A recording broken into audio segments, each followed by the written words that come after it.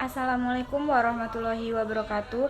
Saya Mary Aprilianti, NPM 227555143. Baik, sebelumnya izin perkenalkan diri, saya Revani Putria Happy dengan NPM 227555151.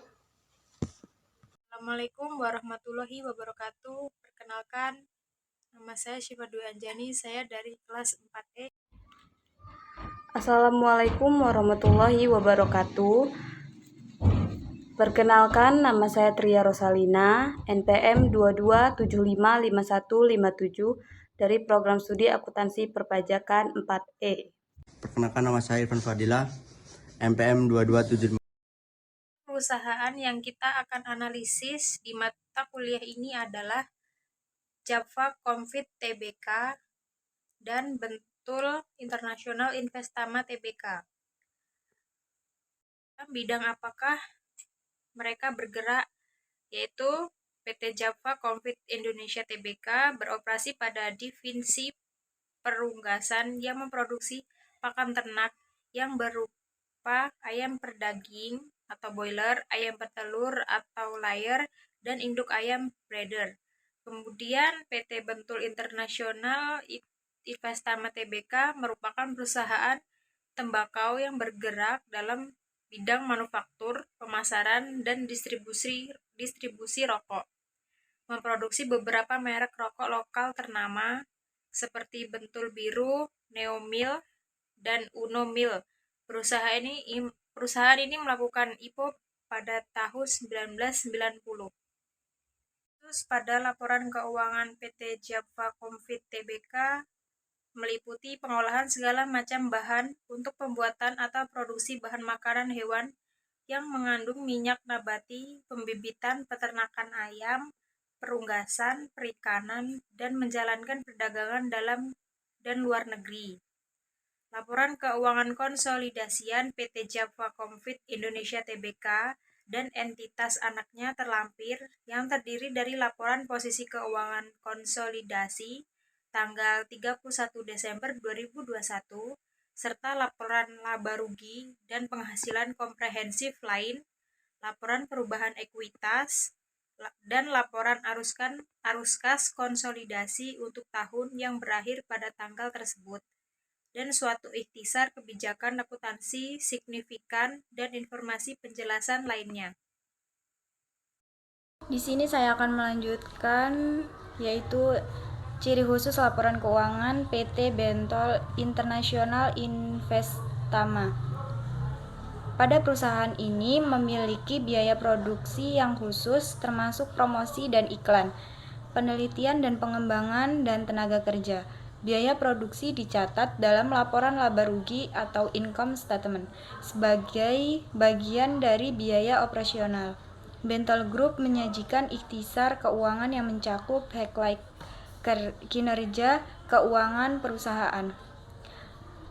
Laporan keuangan Bentul Group mungkin mencerminkan karakteristik khusus industri rokok seperti regulasi yang ketat, fluktuasi permintaan pasar, dan perubahan kebijakan pemerintah.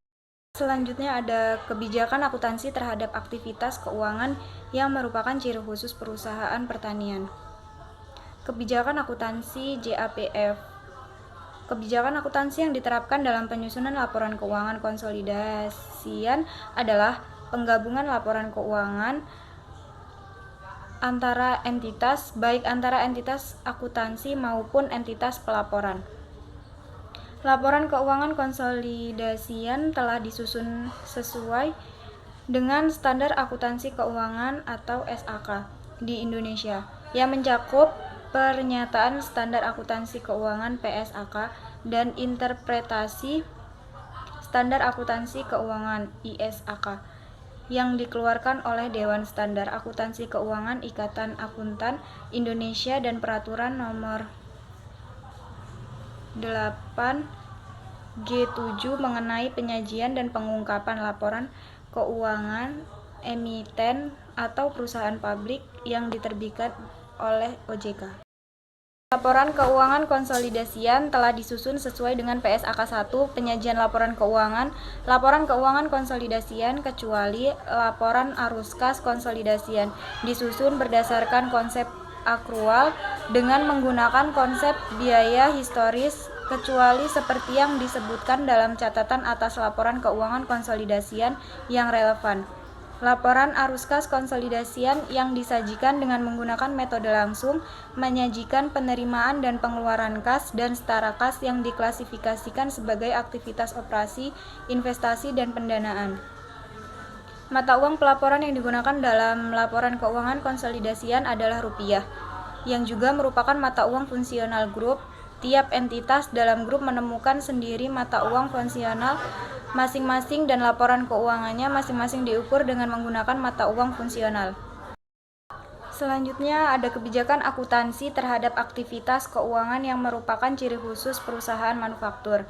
Laporan keuangan konsolidasian telah disusun dan disajikan sesuai dengan standar akuntansi keuangan di Indonesia yang meliputi persyaratan standar akuntansi keuangan (PSAK) dan interpretasi standar akuntansi keuangan (ISAK) yang diterbitkan oleh Dewan Standar Akuntansi Keuangan Ikatan Akuntan Indonesia atau DSAK IAI.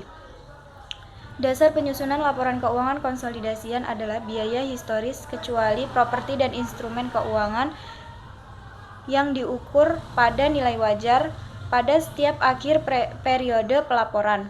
Yang dijelaskan dalam kebijakan akuntansi di bawah ini, mata uang penyajian yang digunakan untuk penyusunan laporan keuangan konsolidasian adalah mata uang rupiah.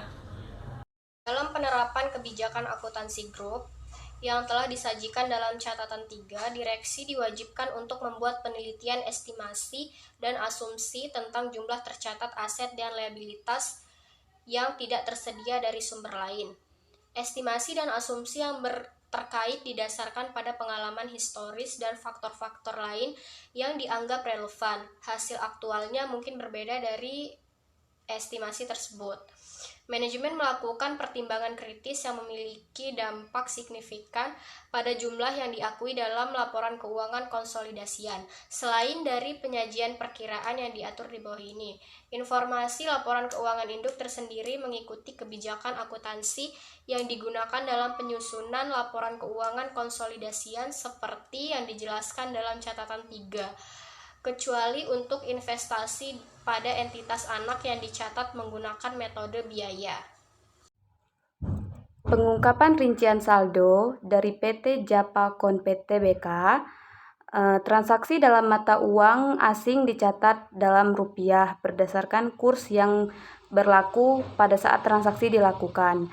Pada tanggal pelaporan, aset dan liabilitas moneter dalam mata uang asing dijabarkan sesuai dengan rata-rata kurs jual dan beli yang diterbitkan oleh Bank Indonesia pada tanggal transaksi perbankan terakhir untuk tahun yang bersangkutan, dan laba atau rugi kurs yang timbul dikreditkan atau dibebankan pada operasi periode yang bersangkutan. Sedangkan pengungkapan rincian saldo pada PT Bentol International Investama Tbk. Bentol Group menyajikan ikhtisar keuangan yang mencakup highlight kinerja keuangan perusahaan. Laporan keuangan Bentol Group mencatat saldo awal tahun untuk berbagai akun termasuk aset, kewajiban, dan ekuitas. Bentol Group mengungkapkan rugi tahun berjalan yang mempengaruhi ekuitas perusahaan. Selain rugi tahun berjalan, Bentol Group juga mengungkapkan penghasilan komprehensif lain yang dapat mempengaruhi ekuitas. Di sini saya akan bertanya kepada Anda, jika Anda menjadi investor, perusahaan mana yang Anda akan pilih? Dan saya akan menjelaskan tentang kedua perusahaan tersebut.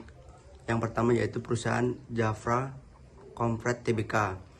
Perusahaan Jafra memiliki operasi yang luas dan beragam, sehingga memiliki potensi pertumbuhan yang domestik maupun internasional. Investasi ini, perusahaan Jafra dapat membantu investor di verifikasi portofolio mereka, terutama jika mereka tertarik pada sektor agribisnis dan peternakan. Dan yang kedua yaitu PT Bentol International Investama Tbk, yang dimana perusahaan ini merupakan salah satu perusahaan rokok terkemuka di Indonesia resiko yang terkait dengan investasi di perusahaan bentol, misalnya industri rokok yang memiliki resiko regulasi yang tinggi. Jadi kalau menurut saya perusahaan yang cocok untuk kita investasi yaitu perusahaan Jafra Comfort Tbk.